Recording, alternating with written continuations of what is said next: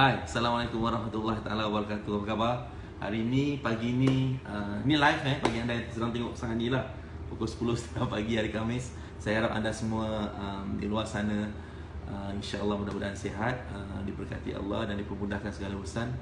Saya sedang membuat persiapan terakhir untuk marketing kelas saya besok selama 3 hari 4 hari dan teringat nak share 10 kesilapan mereka yang baru nak berniaga. Dan sebelum tu saya nak sebut ada satu buku yang saya sedang baca. Kalau mungkin sebelum ni saya pernah mention, this is a very good book bagi anda yang nak grow business, Design to Grow. Bagaimana Coca-Cola membina company mereka, scale it, meluaskan company mereka dalam keadaan kan dia dah 100 tahun lebih.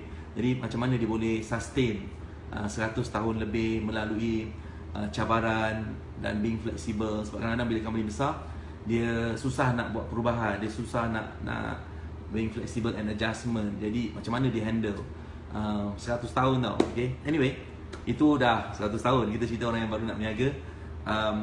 Saya nak share, which is very interesting. Ada 10 kesilapan mereka yang baru nak berniaga. Ini supaya saya share besok dengan dia orang, tapi saya just nak bagi sedikit thoughts ataupun idea. Yang pertama, ramai orang kesilapan dia, kalau anda pernah dengar selalu saya sebut, kesilapan pertama orang nak berniaga adalah bila dia atau dia sedang bekerja atau dia baru nak mula bisnes, dia terus fikir tentang aku nak kaya cepat, aku nak buat apa benda, aku nak untung banyak, aku nak buat tu terus besar, nak terus meletup, buka butik besar macam Jekyll tiba-tiba, tapi padahal niaga pun tak pernah, handle phone call pun tak tahu, produk pun tak sure. Mentality tu bagus, nak kaya tak ada masalah, insyaAllah, asalkan niat dah betul. Tapi nak kaya cepat, tu kesilapan.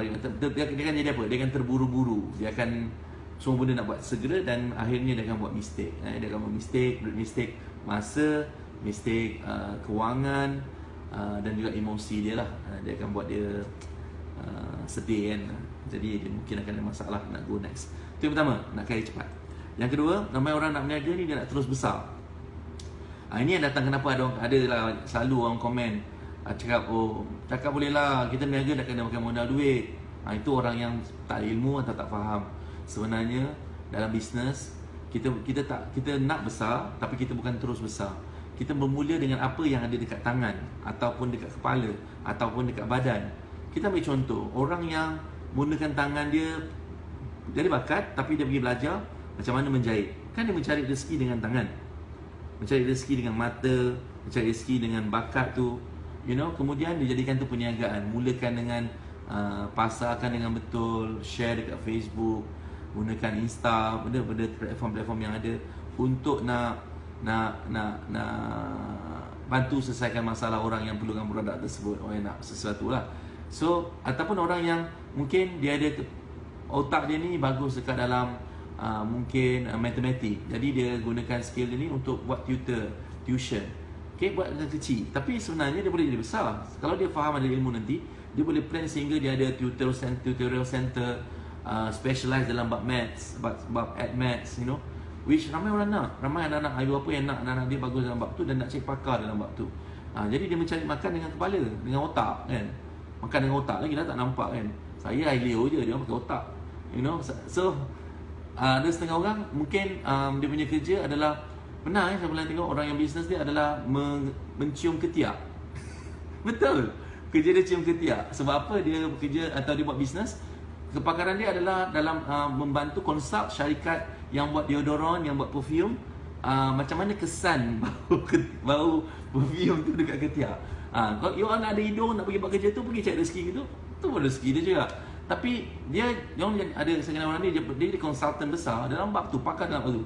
Tapi saya percaya bermula dengan kecil. Dia mula dengan apa kapasiti yang dia mampu. Tak semestinya pakai modal duit yang banyak. Tak. Ini kesilapan ramai orang baru nak berniaga terus nak besar. Itu yang dia buat pinjaman besar-besaran, which saya sokong, saya suka apa yang banyak pihak agensi kerajaan buat sekarang, bagi support, bagi pinjaman, Tapi kita kena ada ilmu.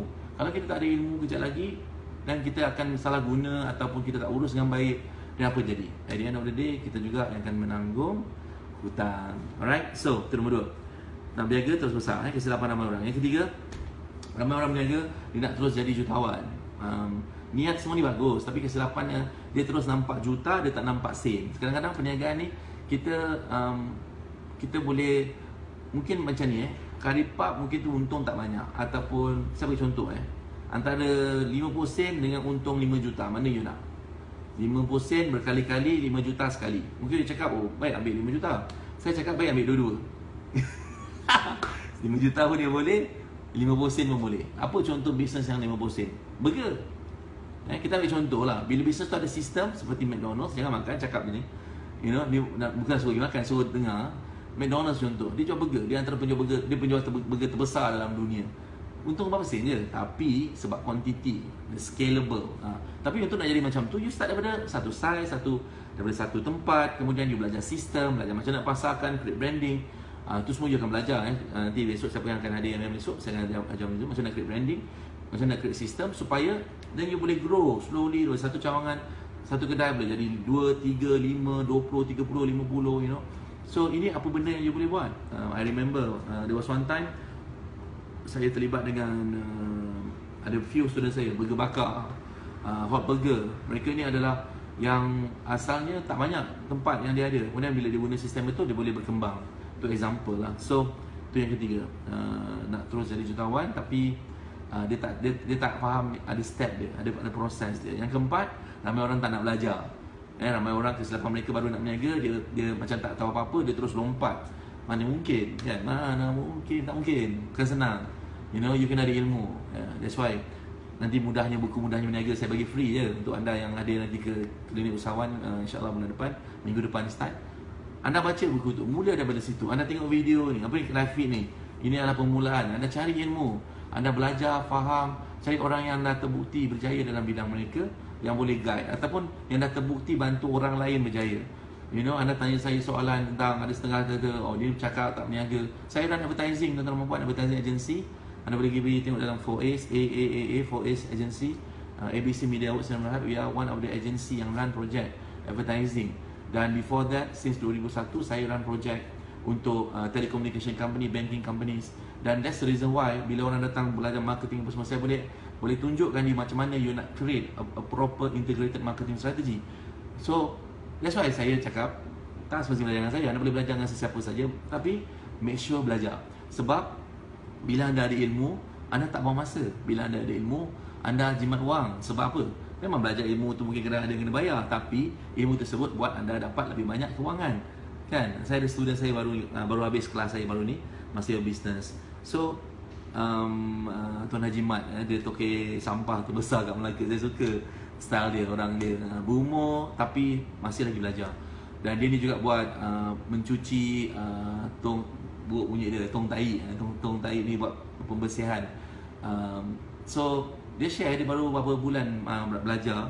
Padahal dia berniaga lama dah, tapi Alhamdulillah dia kata bisnes itu tiba-tiba meletup naik berkali-kali ganda. Untuk projek yang tong tai apa semua ni, dia boleh naik 2 kali ganda setiap bulan for the past 3 months ni. Jadi ni dia kata key dia apa yang saya nampak, belajar. Bila you ada belajar, you bertindak, dan life you akan start berubah. Rugi bila you tak belajar, you tak ada ilmu, you buat dan cuba-cuba, nanti insya-Allah you akan cari juga orang nak belajar, masa tu you dah rugi banyak duit. Ada satu lagi kes saya jumpa, banyak duit dia dah rugi baru nak datang belajar. You know, dia banyak bersangka dengan saya apa semua. Kemudian masa tu dia okey, lepas tu tiba-tiba business dia collapse still, dan Alhamdulillah dia masuk kelas dan Alhamdulillah dia start recover balik. Point saya adalah cari ilmu, sebab kita tak tahu, kita belajar. Lebih baik you spend sikit masa belajar supaya you buat dengan betul, daripada you cuba buat tak betul and then you membazir. Alright. So yang kelima, kesilapan ramai orang yang baru nak berniaga ialah, dengar, dia tak nak atur atau susun langkah dia satu persatu. Maksudnya dia cuba nak buat semua sekali. You know, serentak. Nak buka kedai, mesti berniaga dia fikir nak buka kedai, mesti nak buka besar cawangan, mesti nak ada ramai pekerja. Dia tak susun, relax. Di mana you berada sekarang? Saya selalu sebut, kalau orang tu tengah bekerja, you jangan terus berhenti. You ambil step pertama ialah kerja, start buat business tu part time. Sambil belajar, supaya you make sure certainty, you dapatkan kepastian yang business ni boleh support you nanti, insyaAllah, dengan izin Allah. Okay, lepas tu bila you bagus, income you naik ni berapa kali ganda, over time, consistent, then you ada simpanan daripada apa yang you dapat ni tadi, barulah you move. Start, mungkin cuti tambah gaji ke, kalau nampak bagus, konsisten betul, baru you resign and then you focus business you. Dan jangan stop belajar, sebab business kita boleh sampai satu tahap, kalau kita tak ada ilmu, dia akan stuck. Dia susah nak pergi. Ada orang berniaga yang kat 20 tahun tapi income dia sama je, tak menaik. So apa? Sebab dia hanya tahu apa yang dia tahu. Dia tak tahu banyak lagi benda yang dia tak tahu. Tak faham tak apa. Anyway, yang keenam, ramai orang tak nak bermula dengan apa yang di tangan. Dia suka macam ni, ni best. Ramai orang suka tengok, orang tu buat best, aku nak buat bisnes macam tu, pergi buat. Kejap lagi tengok, orang tu buat best, niaga tu aku pun nak pergi buat. Kejap lagi orang tu best, semua benda orang lain buat semua best, tapi dia tak sedar sebenarnya ada banyak benda yang best tentang diri dia, tentang bakat dia, tentang kemahiran dia, tentang pengalaman dia yang kita boleh jadikan dia best. Maksudnya boleh dipasarkan, boleh digunakan untuk bina bisnes. Tapi sebab dia tak tahu, dia tak faham dan sentiasa melihat apa yang orang lain ada best, bagus, sikap tu bagus, tapi dia tak sedar potensi bisnes dia yang ada pada diri dia. Tu yang kita buat, unlock people's punya potential dan business potential dengan bagi dia nampak dengan jelas. It worth berapa nilai? Kalau you boleh nampak potensi you dalam bisnes, berapa agaknya nilai yang you boleh create over time, over years, 1 year, 2 years, 3 years down the road. Kalau you tahu bisnes apa yang bagus untuk you in terms of ikut kepada kemahiran you, kebolehan you dan ada knowledge macam mana nak pasarkan bisnes tu, berapa nilai dia? Banyak kan? Mungkin boleh pergi sampai berjuta. Well, that's why kenapa you kena tahu, you kena faham dan ada ilmu, dan kena bermula dengan apa yang ada di tangan, kebolehan yang you ada. Kita ada set of question yang you bila berada dalam kelas, certain kelas, kita macam bagi soalan, you kena jawab. So kita nak kena pasti sebenarnya apa yang you boleh, apa yang you dah ada. Kadang-kadang bisnes yang dah ada pun you mungkin tak kuasai.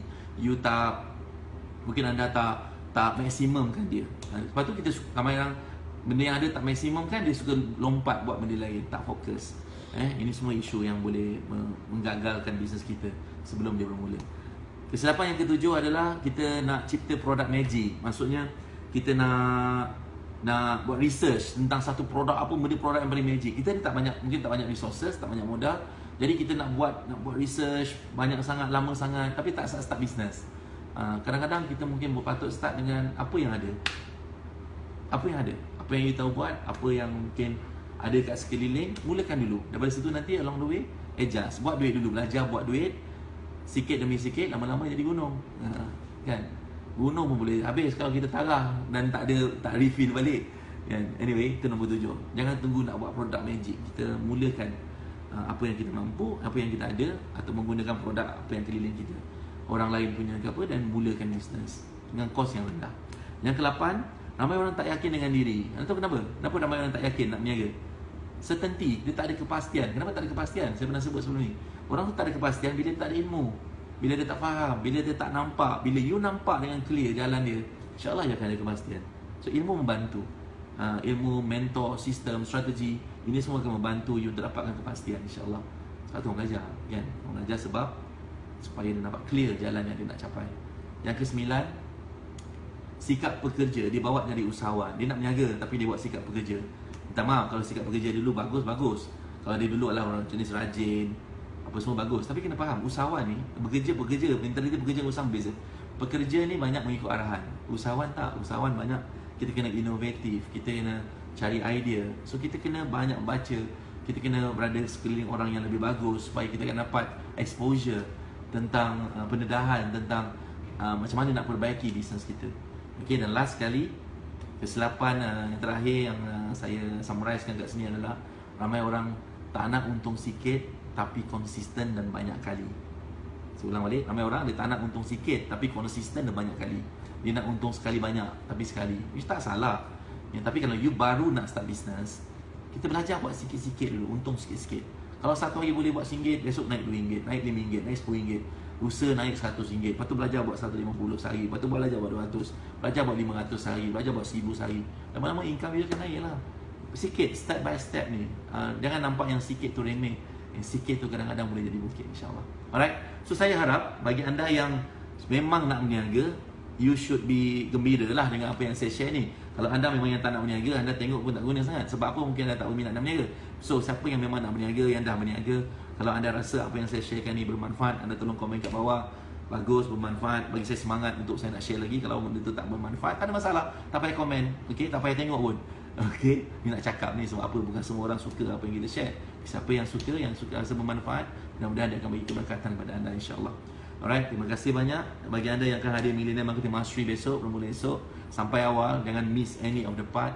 InsyaAllah saya akan tunjuk macam mana you nak design business you supaya dia design to grow.